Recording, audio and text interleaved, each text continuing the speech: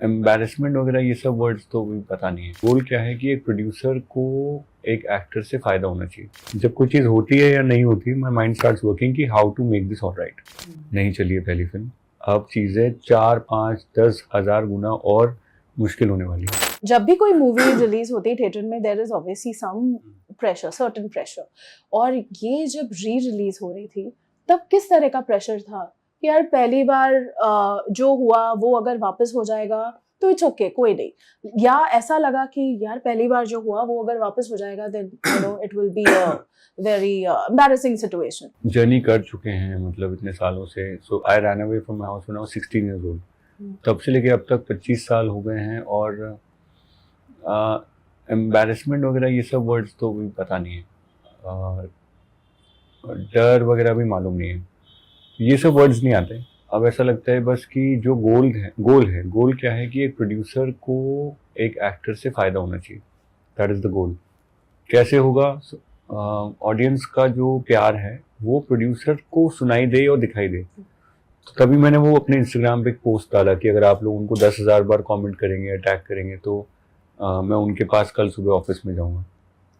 उन्होंने कर दिए 30,000 कमेंट्स, तो उसको मैं लेके यहाँ आ गया। So Smriti ji, I am more over goal oriented than feelings oriented. मतलब कि मेरे को क्या फील हो रहा है उससे ज़्यादा मेरी ड्यूटी क्या है, that is what I believe in.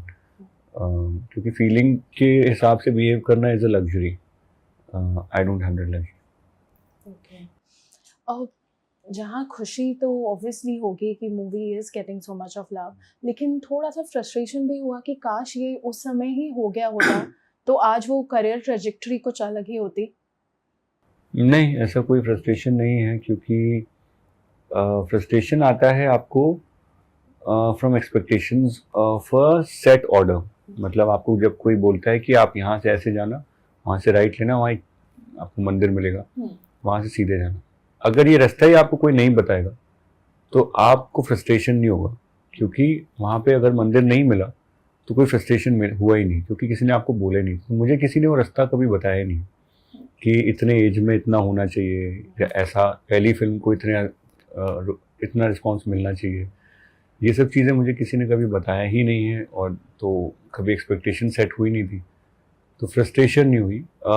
My mind mostly has worked on a very solution oriented level. So जब कोई चीज़ होती है या नहीं होती, माई माइंड स्टार्ट्स वर्किंग कि how to make this alright.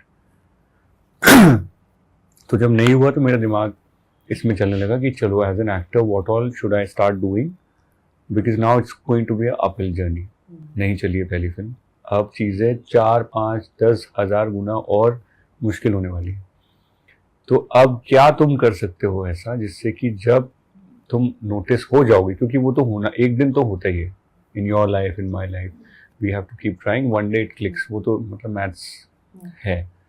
But that day you should be in at a point where people feel कि अरे यार ये तो मेरे सामने था and I should use it. चलो, ऐसा जैसे घर में कभी कभी ड्रॉअर में से एक चीज़ निकलती है, आप कहते हो अरे ये यहाँ रखा था, अरे ये तो मुझे चाहिए था हमेशा से, I want to be that object.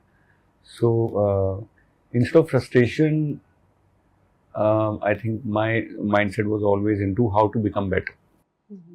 That's really beautiful.